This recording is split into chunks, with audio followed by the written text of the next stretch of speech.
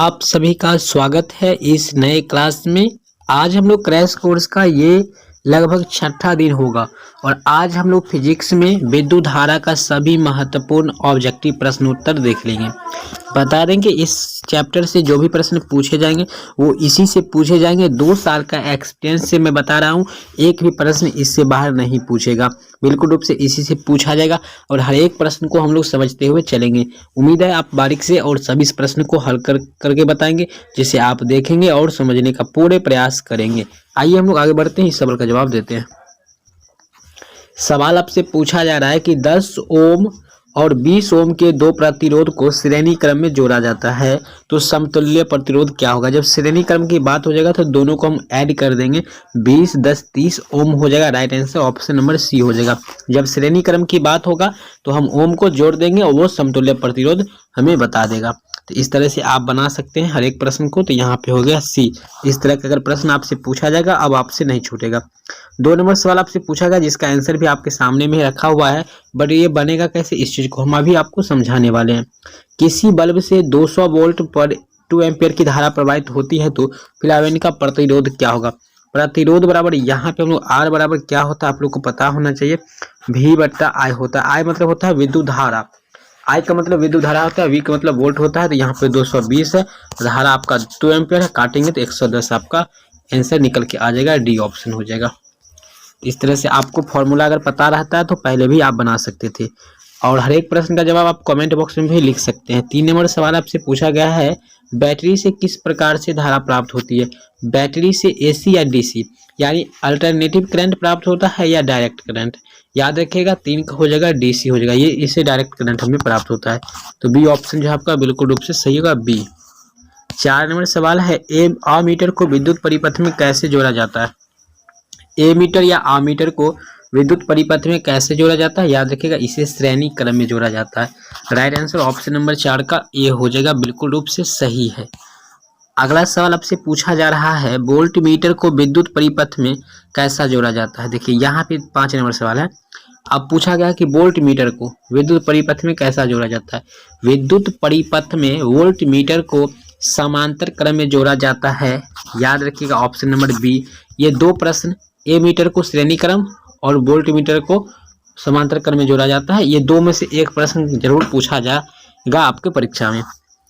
विभवांतर मापने वाले यंत्र को क्या कहते हैं। विभवांतर को मापने वाले यंत्र को हम लोग वोल्ट मीटर कहते हैं, याद रखिएगा। और आमीटर किसको मापता है, विद्युत धारा को मापता है। ये 2 प्रश्न को भी याद रखिएगा आप लोग। ऊपर भी 2 प्रश्न हमने बताया वो भी याद रखना है। 7 नंबर है, 1 वोल्ट कहलाता है किसके बराबर। देखिए ये काफी बार सवाल पूछा गया है, बोर्ड मॉडल क्वेश्चन है या बीएमक्यू क्वेश्चन है, ये बहुत सारा बार पूछा गया जा चुका है प्रश्न। तो यहाँ पे हो जाएगा जूल बट्टा कुलम हो जाएगा, जे बट्टे सी ऐसे भी ऑप्शन में मिलेगा आपको, ठीक है। तो आपको मार दीजिएगा बी ऑप्शन, बी को ही ऐसे लिख सकते हैं हम लोग इंग्लिश के रूप में। 8 नंबर है, किलोवाट घंटा मात्रक किसका है। देखिए किलोवाट घंटा है, ये है आपका एनर्जी का यानी ऊर्जा का मात्रक, ऊर्जा वाला जो भी होगा वो आपको हो जाएगा। तो यहाँ पे 8 का सी आंसर हो जाएगा, ठीक है। 9 नंबर सवाल आपसे पूछा गया है, विद्युत हीटर की कुंडली में किसका प्रयोग किया जाता है। विद्युत हीटर जो होता है उसमें कुंडली होता है छड़ के आकार का, वो किसका रहता बना हुआ रहता है। नाइक्रोम, टंगस्टन या तांबा या जस्ता का बना होता है। तो वो जो होता है वो नाइक्रोम के तार का बना होता है, ठीक है। ऑप्शन नंबर ए जो है बिल्कुल रूप से आपका सही हो जाएगा। 10 नंबर सवाल है, विद्युत चुंबक बनाए जाते हैं किसके बनाए जाते हैं। विद्युत चुंबक जो होते हैं ये किस चीज से बनाया जाता है। याद रखिएगा 10 नंबर का ये हो जाएगा नरम लोहा। ये भी VVI क्वेश्चन है इस बार के लिए। हम यकीनन साथ कह सकते हैं कि अगर बिहार बोर्ड में क्वेश्चन पूछा गया तो विद्युत धारा चैप्टर में इससे बाद एक भी प्रश्न पूछेगा उस दिन हम पढ़ाना छोड़ सकते हैं। चलिए 11 नंबर, तो भाई चैलेंज करके कहते हैं आप लोग बिल्कुल रूप से श्योर आप सभी प्रश्न को याद करिए लेना है आपको, ठीक है। 11 है, विद्युत धारा उत्पन्न करने की युक्ति को क्या कहते हैं हम लोग। जो विद्युत धारा उत्पन्न करती है उस युक्ति यानी उस मशीन को हम लोग कहते हैं जानित्र। Right answer option number A हो जाएगा, ठीक है। इसी को हम लोग डायनेमो भी कह सकते हैं, इसी को डायनेमो भी कहते हैं। Right answer option A. 12 number सवाल है, निम्न में से कौन अर्धचालक नहीं है। यहाँ पे अर्ध हो जाएगा, अर्धचालक नहीं है। सिलिकॉन, जर्मेनियम है, पारा नहीं है, ये हो जाएगा ऑप्शन। 12 का आंसर सी हो जाएगा, पारा यानी Hg जो है ये मरकरी है, ये आपका अर्धचालक नहीं है। 13 है, वोल्ट बट्टे एम्पियर प्रदर्शित करता है किसको। आपको याद रखना है भी बट्टा ए, ये कौन सा फॉर्मूला है, कैसे ये आता है, ये किस चीज को प्रदर्शित करता है, ये जो प्रदर्शित करता है ओम के नियम को बता रहा है ये। ठीक है, right answer option number C हो जाएगा। ठीक है, एम्पियर यहाँ विद्युत धारा का मात्रक होता है, तो भी बट्टा आई हम लोग लिख सकते हैं। तो आर बराबर भी बट्टा आई हो गया, इसी को आप लोग आई बराबर कह सकते हैं भी बट्टा आर, जो कि ओम का नियम ये पालन कर रहा है। चलिए 14 नंबर, विद्युत प्रतिरोध का मात्रक क्या होता है। याद रखिएगा, विद्युत प्रतिरोध का एसआई मात्रक ओम होता है। ओम का सिंबल होता है उल्टा लोटा, ऐसे दे सकते हैं। ठीक है, चलिए 15 नंबर सवाल आपसे पूछा गया, विद्युत धारा का मात्रक क्या होता है। 15 नंबर सवाल आपसे पूछा गया है, विद्युत धारा का मात्रक क्या होता है। तो धारा है हमने पहले बताया, धारा को एम्पियर में हम लोग बदल देंगे, तो आपका हो जाएगा डी ऑप्शन, ऑप्शन नंबर यहाँ सॉरी डी, एम्पियर वाला। ठीक है, 16 नंबर सवाल है, 1, 2 और 3 ओम को 3 प्रतिरोध को श्रेणी क्रम में जोड़ने पर समतुल्य प्रतिरोध क्या होगा। सवाल हमने ऊपर में भी समझाए थे, यहाँ पर भी आ चुका है इस तरह के सवाल। यहाँ पर सबको समतुल्य पूछा गया, यहाँ पर समतुल्य ही लिखा हुआ है, तो आपको इसको ऐड करना है। 3, 2, 5, 1, 6 हो जाएगा, तो 6 ओम आपका आंसर हो जाएगा। जहाँ पर भी ऑप्शन होगा डी आपको मार देना है। बिल्कुल आसान था, आपको समझ में भी आ गया होगा। विभवांतर का एसआई मात्रक क्या होगा। प्लीज आप लोग से रिक्वेस्ट है, अगर वीडियो को लाइक नहीं किया प्लीज वीडियो को लाइक कीजिए, दोस्तों के साथ शेयर भी कीजिए। विभवांतर का एसआई मात्रक क्या होता है ये भी बताइए। विभवांतर हो या विभव हो, दोनों का एसआई मात्रक होता है आपका वोल्ट होता है। Right answer option number D हो जाएगा। ठीक है, बिल्कुल रूप से श्योर डी हो जाएगा आपका, बिल्कुल सही हो जाएगा। 18 नंबर सवाल है, देखो यहाँ पर डी हो गया था ना, सी नहीं। विभव का मात्रक क्या था, वोल्ट, अभी हमने ऊपर में बताया आपको। 100 वाट और 220 वोल्ट के विद्युत बल्ब के तंतुमय का प्रतिरोध क्या होगा। बहुत अच्छा सवाल है, प्रतिरोध क्या होगा, आर बराबर पूछा है। ठीक है, यहाँ पर तो भी हो जाएगा, लेकिन यहाँ पे वाट दिया हुआ है, तो इसको विद्युत धारा में पहले बदलेंगे। ठीक है, और इस तरह से अगर हम इस प्रश्न को हल करेंगे तो हमारे सामने जो निकल के आएगा 484 ओम निकल के आएगा आंसर। ठीक है, बी ऑप्शन आपका हो जाएगा। चलिए, टंगस्टन निम्नलिखित में से किस ताप पर पिघलता है। वैसे तो देखिए आपके बुक के अनुसार 3000 सेल्सियस पर, लेकिन अब जो है थोड़ा उसमें हाई हो गया है, यानी 3500 सेल्सियस पर ये जो है बरक जाता है, यानी बल्ब जो है फ्यूज हो जाता है। पहले जमाने वाला बल्ब जो था शीशा का, वो। विद्युत शक्ति का मात्रक क्या होता है मेरे भाई, आपको याद रखना चाहिए, शक्ति की बात हो रही है तो वाट ही हो जाएगा। Right answer sorry option number यहाँ पे डी वाला हो जाएगा, वाट। चलिए 22 नंबर है, प्रतिरोध का एसआई मात्रक क्या होता है। ध्यान रखिएगा, हमारी बातों पर याद रखिएगा, हाथ थोड़ा यहाँ पे बहक भी जाता होगा तो प्रॉब्लम नहीं होना चाहिए, क्योंकि आप समझ रहे हैं, हमारी बातों को सुनिए ध्यान से। प्रतिरोध का एसआई मात्रक क्या होता है, ऊपर बताए थे प्रतिरोध का एसआई मात्रक ओम होता है।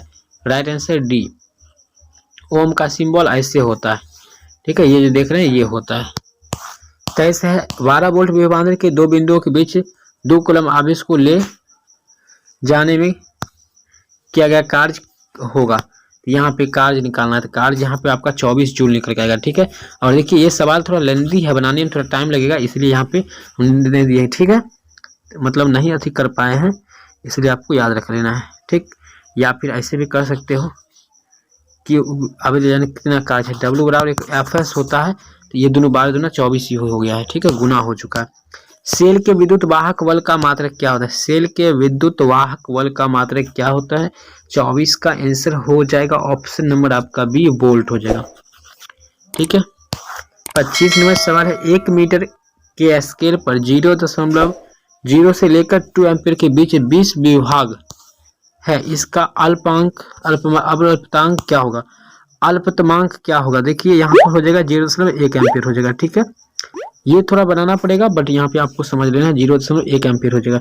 0 से लेकर 2 के बीच में 0.1 एम्पीयर से शुरू होगा, 0.2 एम्पीयर, 0.3 करते करते आपका 2 पर चल जाएगा। आवेश का एसआई मात्रक क्या होता है, आवेश का एसआई मात्रक कूलम्ब होता है। याद रखिएगा, डी ऑप्शन आपका बिल्कुल रूप से सही हो जाएगा। 27 है, किसी अस्थायी विद्युत धारा द्वारा समय I में उत्पन्न उष्मा की मात्रा क्या है, यदि H है इसके, यहाँ पे देखिए फॉर्मूला है, यहाँ पे H बराबर VLT हो जाएगा।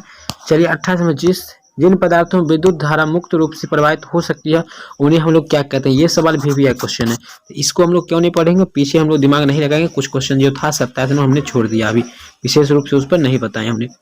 28 नंबर सवाल है, आपसे पूछा गया है, जिन पदार्थों में विद्युत मुक्त रूप से प्रवाहित हो सकती है उसे हम लोग कहते हैं विद्युत चालक।